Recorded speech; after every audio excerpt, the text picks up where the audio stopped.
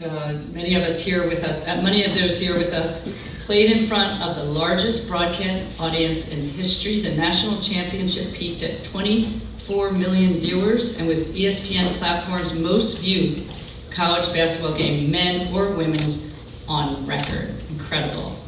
And it's so clear that this draft class is entering the WNBA at an incredible time. We are witnessing a transformational moment in sports that we may not experience for generations.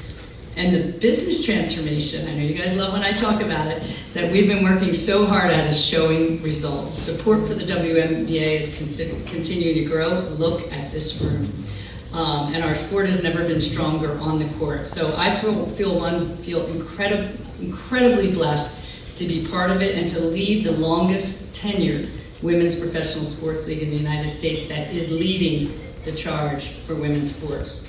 This is a league where you all know that cover us year-round. The talent is exceptional, the rivalries are intense, and where you tune in to watch a lot of games of consequence. So we are ready for this moment. We're coming off a record-breaking season that saw the WNBA reach milestones in viewership, fan engagement, attendance, social media, and digital engagement on the WNBA app and website. And for the second year in a row, we'll be hosting a preseason game in Canada. This year, the LA Sparks and the Seattle Storm will face off at Rogers Place in downtown Alberta on May 5th.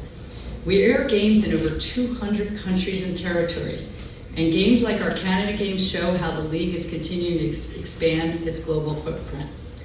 The 4th annual Commissioner's Cup will return, this time with a new format that we are very excited about. Just remember, this is our 4th annual. Each team will play 5 Commissioner Cup games, one against each of its in-conference rivals, all during a 2-week period at the beginning of June. The players will compete for a $500,000 prize pool, and the league will once again be donating to all of the team's designated not-for-profit community organizations. This season in July, we'll return to Phoenix for the 2024 WNBA All-Star Game, with the 3-time WNBA champion Mercury hosting it for the 3rd time.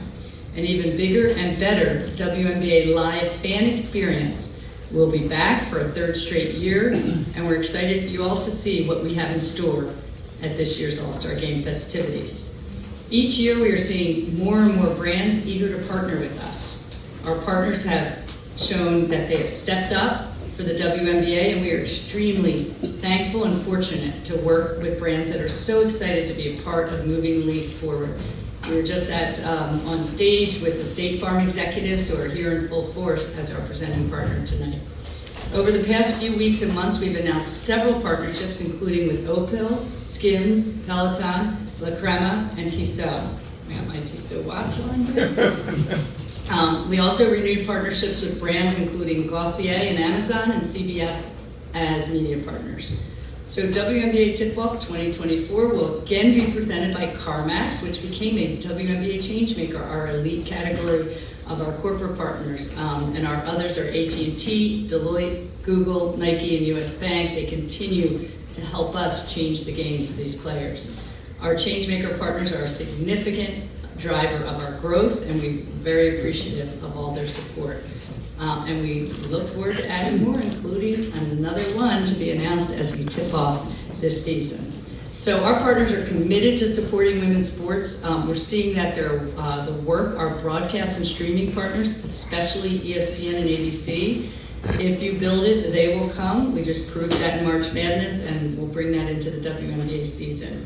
And we're bringing games to fans where they are, whether they're on national networks, ESPN, ABC, ION, which was our over-the-air partner that we signed last year, streaming on Amazon Prime, ESPN Plus, or on our own WNBA League Pass, which last year saw milestone growth for the league, and we're hoping to repeat that this year.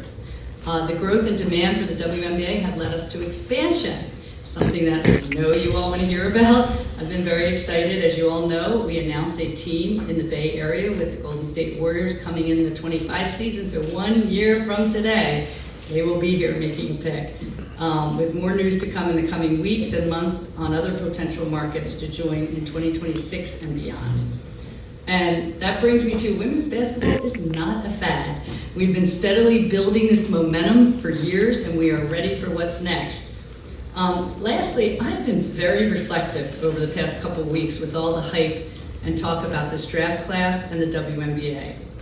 Surviving the existential time of the WNBA bubble, raising that $75 million in capital in February 2022 as the first women's sports league to do so at that scale, deploying it against our key priorities, almost as if we knew we had to be ready for this moment, and we are. With that, thank you again for all your support. To those that have covered us over time, we thank you for your coverage. And for those of you that are new, to quote from our ad campaign, welcome to the W. And we hope you stay. So the WNBA draft will get started soon, and I'm happy to answer any questions. I really, again, appreciate the coverage. This is what helps grow our sport. And I know many of you have been with us a long time through our 27 and soon to be 28 season, and we really do appreciate that. So with that, Ron, over to you to start our Q&A portion. Thank you, Kathy. Our first question will come to your left in the second row. Hey, Kathy, Doug Feinberg, DAP. Two-part question. Just, is there any update on the potential new TV deal that will be in place, I assume, after a year or so from now? And secondly, I know it's a CBA thing, but any update on potentially changing flight situations with charter flights and such? Okay, I'll answer the latter first. So as many of you know, we already announced that we are providing charter for our players through our full playoffs, through the Commissioner's Cup, and also the back-to-backs requiring air travel. And why that's important is this year there are a lot more back-to-backs requiring air travel because it's an Olympic year and we have an Olympic break. So we funded out of the league a $4 million fund to fund charter for this year. So, and again, as we build the momentum and build the economic model to fund that longer term, there's nobody that wants that more than I do for these players. But we have to be in the right financial position. We're not going to jeopardize the financial viability of this league. It was just a few years ago we were surviving, and now we're going from survive to thrive. So we'll do it at the appropriate time, and we've been chipping away at it every year and adding additional charter flights for the players. Media deal. So speaking of better travel, better pay, and all that, sports, especially at league levels, you have two main revenue streams. One is your media rights, and the other is corporate partnerships. And we've been really making great progress with the corporate partnership side. On the media side, I think women's rights, women's media rights have been undervalued for so many years, just a microcosm, by the way, of the broader world that I came from before I came here. And so I think it's really important that we're doing everything we can. This is an important year for us around viewership, around attendance, around all the qualitative and quantitative factors that go into the valuation of media rights.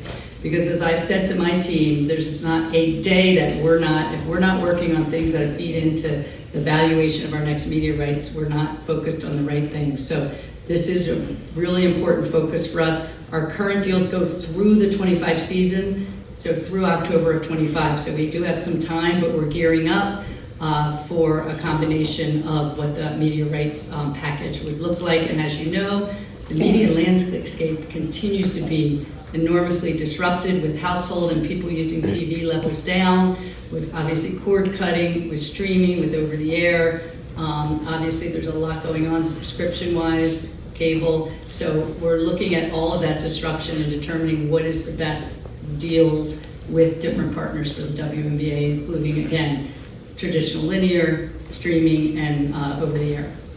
Thank you. Thank you. Just a reminder, if you would please state your name and affiliation when you begin a question. Kathy, the next question will come from the second row to your right.